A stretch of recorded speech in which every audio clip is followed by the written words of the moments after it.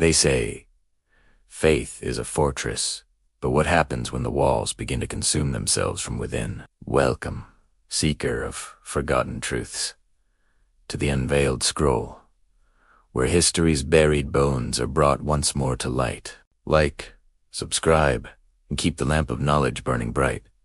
For tonight, we descend into a chapter long erased from every chronicle, a silence carefully maintained by those who once worshipped at its altar. This is the story of St. Grigor's Monastery, or what little remains of it, a relic of piety that devoured its own faith until nothing holy was left but the echo of guilt. Its ruins lie in a valley of perpetual fog, somewhere between the Carpathian borders and the conscience of Europe. In 1847, a cartographer named Lucas Heinemann stumbled upon its silhouette while tracing imperial boundaries. His diary, later recovered from the mud of a flooded archive, speaks not of discovery, but of revelation. He described a monastery built without symmetry, as if its stones had been laid by trembling hands afraid of heaven. The walls curved inward, doors opened into corridors that ended against blind arches, and the chapless crucifix faced a window sealed with lead. Heinemann wrote, "I felt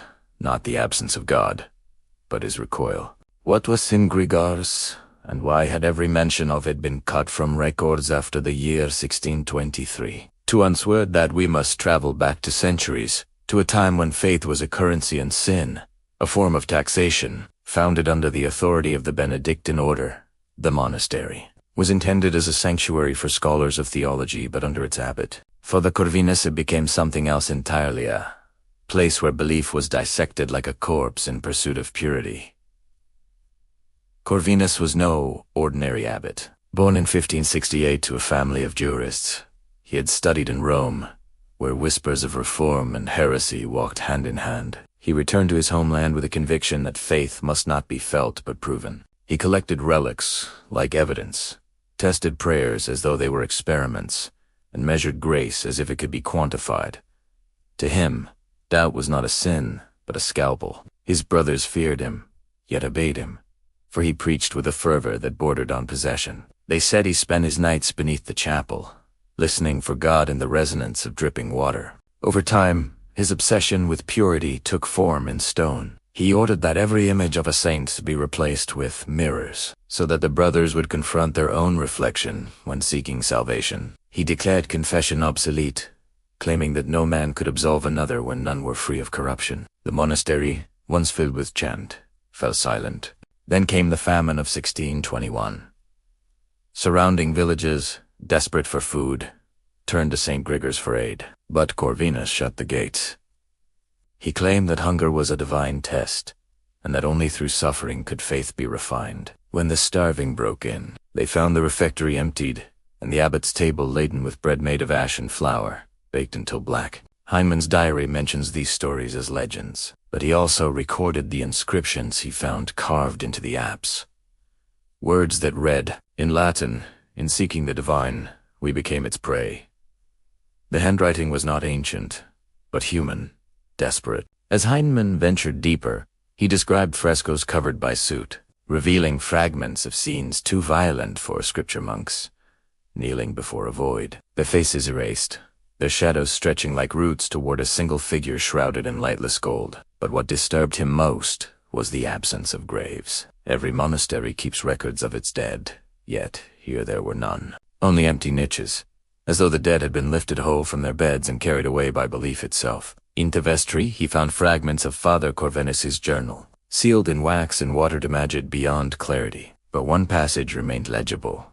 "If the vessel is impure, the blood of God curdles within it. Better to empty the chalice than drink decay." Scholars who later examined these fragments debated whether Corvinus had turned against the church or against humanity. Some claimed St. Grigor was an experiment in isolating Sina place where faith would devour its corruption until nothing was left but truth. Others whispered of rituals designed to unmake the soul, to return it to divine origin through some. None could agree, for every document that mentioned the monastery vanished soon after Heinemann's report reached Vienna. Witinagier, he himself disappeared while returning to the valley, leaving behind only a map whose ink had bled into the paper like veins. When examined under light, The lines formed no geography but a face, an aging, sorrowful face. To this day, no historian has confirmed its existence.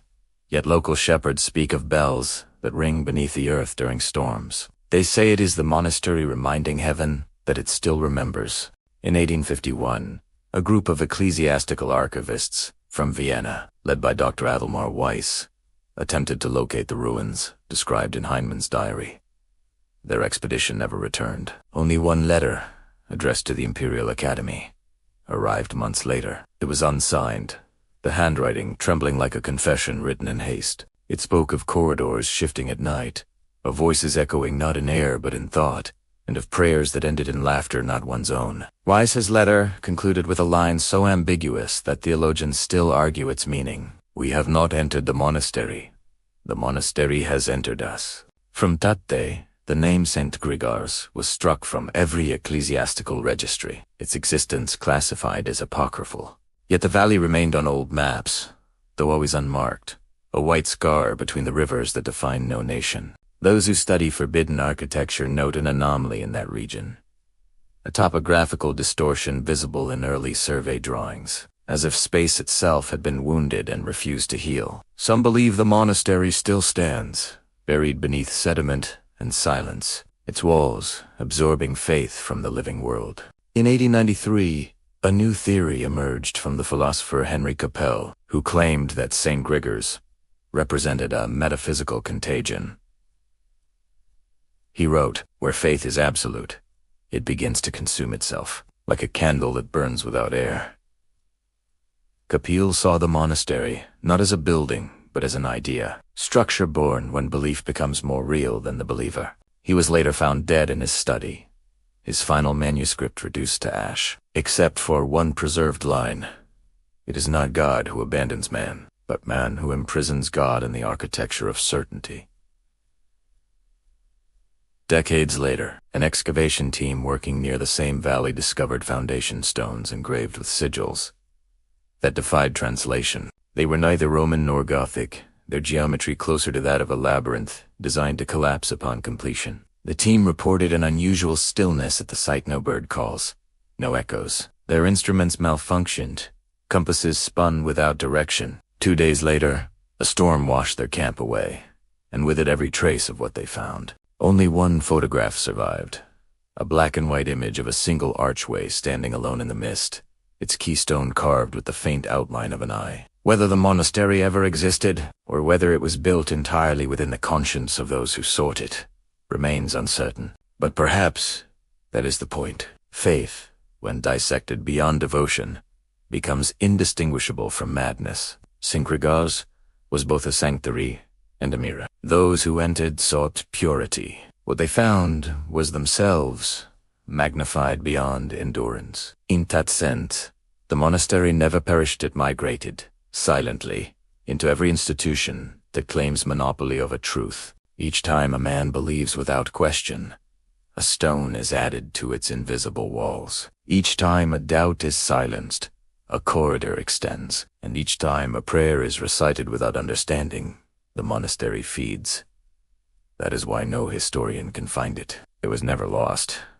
It was completed. You can deny it, of course, as the church denied its own reflection, as Corvinus denied his own soul. But denial is another form of worship, and the monastery welcomes all faiths that eat themselves alive. Somewhere in that uncharted valley, where fog erases the horizon, a bell tolls only once each century. They say it rings not to mark time, but to remind eternity that humanity has not yet learned humility. Perhaps when the last believer ceases to pray, St. Gregors will finally fall silent.